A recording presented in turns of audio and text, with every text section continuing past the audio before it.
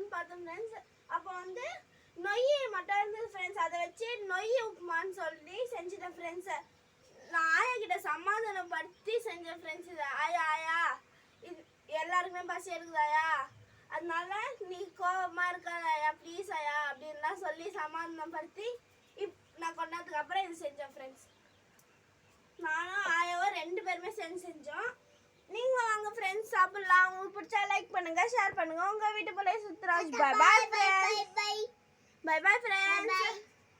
நீ சொல்லுப்பா. உங்களுக்கு பிடிச்சா லைக் பண்ணுங்க, ஷேர் பண்ணுங்கன்னு சொல்லு.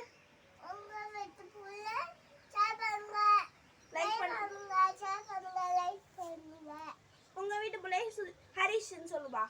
உங்க வீட்டு போல ஐஸ். By by